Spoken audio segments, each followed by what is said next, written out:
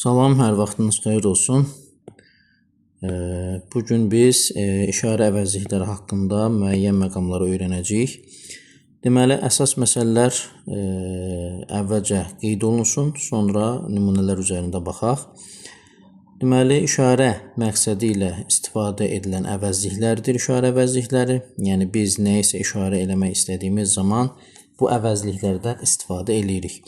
Əsasən sifəti əvəz edir və cümlədə daha çox təyin vəzifəsində işlənir. Yəni, təyini xəttində çəkək bura. İşarə əvəzlikləri quruluşca sadə olur. Burada qeyd eləmişik. O, bu, elə, belə, həmin əvəzlikləridir. Burada yan tərəfdə biz işarə əvəzliklərini qeyd eləmişik. Onların hansı nitqçələrini əvəz edən cədvəl də yan tərəfdə verilmişdir. Deməli, burada baxırıq. İşarə əvəzliklərindən o, bu, elə, belə, həmin, elə cədvəldə qeyd olunubdur. Sifət, zərf və isim yazmışıq. O əvəzliyi yalnız sifəti əvəz edir, zərfi və ismi əvəz edə bilmir. Bu əvəzliyi sifəti və ismi əvəz edir. Elə əvəzliyi həm sifəti, həm zərfi əvəz edir. Elə və belə əvəzlikləri görürük ki, burada həm sifət üçün, həm də zərf üçün işarə qoyulub. İsimdə qeyd eləmişik ki, mənsubiyyət şəkilçisi qəbul edərək ismi əvəz edir. Deməli, elə belə əvəzlikləri mənsubiyyət şəkilçisi qəbul edərək ismi əvəz edir. Həmin əvəzlikdə yalnız görürük ki, sifət əvəz edir. İndi bura ilə bağlı hansı məlumatları bilə bilərik? Deməli, o işarə əvəzlikləri hamısı sifət əvəz edirmi? Bəli, hamısı sifət əvəz edir. Məsələn, sual soruşularsa, hansı işarə əvəzlikləri yalnız sifəti əvəz edir? Baxırıq, o və həmin əvəzliyini görürük ki, bunlar yalnız sifəti əvəz edir. Hansı işarə əvəzliyi sifəti və ismi əvəz edir? O zaman biz bu əvəzliyini götürəcəyik. Hansı əvəzlik sifət və zərfi əvəz edir? Elə belə əvəzliyini götürəcəyik. Və yaxud da ki, işarə əvəzliklərindən hansı mənsubiyyət şəkilçisi qəbul edərək ismi əvəz edir? Elə və beləni götürəcəyik. Və yaxud da ki, sual bir daha belə səslənə bilər. Hansı işarə əvəzlikləri ismi əvəz edə bilər? Bu işarə əvəzliyi, bir də elə və belə əvəzlikdə mənsubiyyət şəkilçisi qəbul edildikdən sonra ismi əvəz edə bilər. Bu cədvəldəki məlumatları oxumağı yaxşı bilməyimiz lazımdır. Davam eləyək. İndi nümunələrə baxırıq. Diqqət eləyək.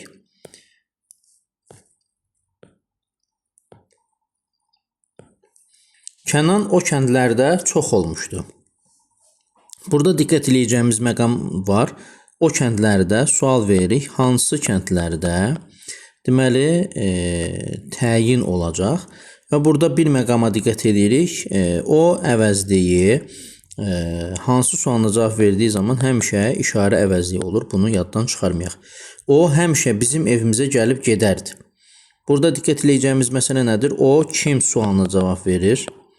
Kim sualına cavab verirsə, kim gəlib gedərdi? O mübtədadır. O zaman artıq biz buna işarə əvəzliyi deyə bilməyəcəyik. Yəni, çox vaxt şagirdlər bu məqamda çaşdıra bilirlər. O əvəzliyi gördülərsə, o dəqiqə işarə əvəzliyi kimi də düşünə bilərlər. Xeyr, belə deyil. Əgər kim və nə sualına cavab verəcəksə, o əvəzliyi olacaq şəxs əvəzliyi. Deməli, burada şəxs əvəzliyi sayılacaq və burada indi qaydamızı sonradan öyrənəcəyik. Burada da vergül qoyulmalı olacaq.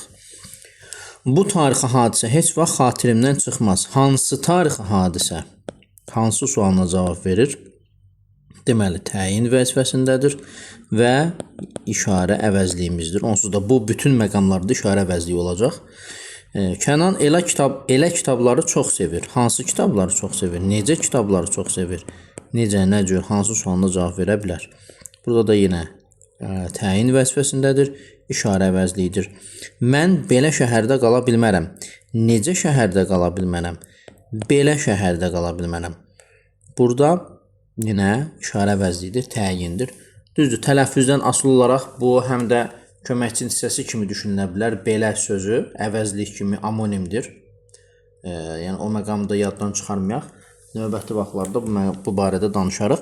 Mən belə şəhərdə qala bilmərəm. Bu cümləni bu formada intonasiya ilə desəydik, o zaman orada ədat kimi işlənə bilərdi. Bəzən suallarda qarşımıza çıxa bilər ki, nə zaman və yaxud da ki, aşağıdakı cümlələrdən hansında belə sözünü və yaxud da ki, elə sözünü həm əvəzli, həm də ədat kimi düşünmək olar. Burada yenə həmin cümləni mən bir daha yazıram. Mən belə şəhərdə qala bilmərəm. Burada intonasiyanı biraz fərqli cür qoysaq, mən belə şəhərdə qala bilmərəm. Burada köməkçi hissəsi kimi ədat olacaq.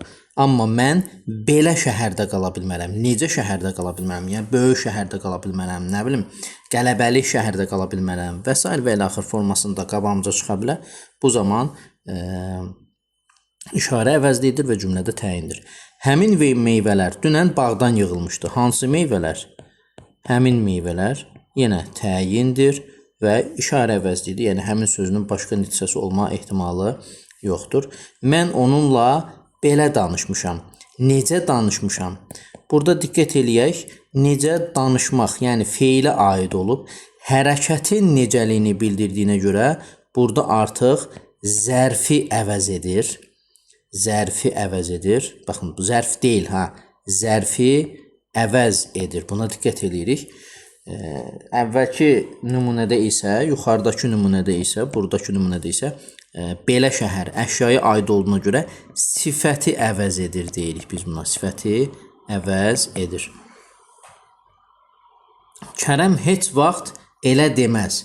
Necə deməz? Nə cür deməz? Nə tərzdə deməz? Baxın, burada necə, nə cür, nə tərzdə deyirik. Yenə zərflik vəzifəsindədir. Deməli, burada da yenə zərfi əvəz edib. Nəyə görə zərfi əvəz edib? Çünki feilə aiddir. Yəni, feilin qarşısında işlənir. Onun necəliyini bildirirsə, burada artıq elə əvəzliyi zərfi əvəz etmiş sayılacaq. Bu məqama da xüsusi diqqət yetirək. Deməli, bayaq nümunədə gördüyümüz müəyyən bir məqam vardı. Onu bir daha təkrarlamış oluruq. Bu işarə əvəzliyi ismi əvəz etdiyi zaman ismin suallarına cavab verir. İsim kimi hallana bilir, cəm şəkilçisi qəbul edə bilir, cümlə üzvü kimi mübtəda, tamamlıq və ismi xəbər olur. Lakin mənsubiyyət şəkilçisi qəbul edə bilmir. Buna da xüsusi diqqət yetirməyimiz lazımdır. İndi nümunəyə baxaq, nümunə üzərində gedək. Bu, hamımızın çox sevdiyi əsərdir. Baxın, burada nə sualına cavab verir və cümlədə mübtədadır. Deməli, nə olubdur burada? İsmi əvəz edib. Baxın, yenə də isim deyil, ismi əvəz edib. Düzdür, burada diqqət edəcəyimiz əsas məsələ budur ki, biz əvvəlki hissədə də qeyd eləmişdik ki, bu əvəzliyi həm sifəti, həm də ismi əvəz edə bilər. Burada da ismi əvəz etməsinin nümunədir. Biz bunu dünən tapmışıq. Nəyi dünən tapmışıq? Nəyi? Yəni, nəyi sualına cavab versə, deməli, ismi əvəz edibdir və burada tamamlıq vəzifəsindədir. Tamamlıq olmasına nümunə. Sənin əşyaların bunlardır.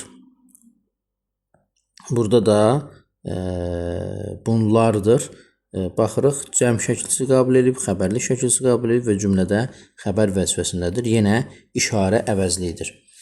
Daha sonra bu əvəzlik qoşmalarla da işlənə bilir. Bundan sonra heç kimi axtarma. Nə zaman heç kimi axtarma? Bundan sonra. Burada sonra sözü köməkçi hissələrindən qoşmadır və bu əvəzliyi ilə işlənibdir. Bunun kimi əsərləri tərcümə etməliyik. Hansı əsərləri tərcümə etməliyik? Bunun kimi burada da qoşma ilə birlikdə cümlədə təyin vəzifəsində işlənibdir. Bu məqamlarda yenə nəzərimizdə saxlayaq. Bayaq əvvəlki cədvəldə qeyd elədiyimiz kimi elə belə əvəzlikləri mənsubiyyət şəkilçisi qəbul edərək ismi əvəz edə bilər. Bu zaman ismin sualına cavab verir, hal şəkilçisi qəbul edə bilər, cümlə üzvü kimi mübtəda, tamamlıq, ismi xəbər ola bilər və cəm şəkilçisi ilə də işlənə bilər. Və nümunələrimizə baxaq. Eləsini burada tapa bilməzsən. Eləsi buradakı mənsubiyyət şəkilçisidir. Eləsini bu da təsirli hal şəkilçisidir. Görürük artıq eləsini nəyi tapa bilməzsən? Yəni ismin sualına cavab verir. Deməli ismi əvəz edildi və cümlədə tamamlıq vəzifəsindədir. Beləsi adama çox dəstək olar. Burada da beləsi mənsubiyyət şəkilçisidir. Nə sualına cavab verir və cümlədə mübtəda vəzifəsindədir. Elələrindən uzaq gəzmək lazımdır. Elələr, lar cəm şəkilçisidir. Elələri mənsubiyyət şəkilçisidir. Dən də çıxışlı qal şəkilçisidir. Elələrindən uzaq gəzmək lazımdır. Burada da yenə ismi əvəz etmişdir. Fərhadı özündən çıxaran belələridir. Yenə belələr mənsubiyyət şəkilçisidir, xəbərli şəkilçisi, yenə cəm şəkilçimiz var. Burada da yenə xəbər vəzifəsindədir. Fərhadı özündən çıxaran kimlərdir və yaxud da ki, nələrdir, belələridir deyə bilərik.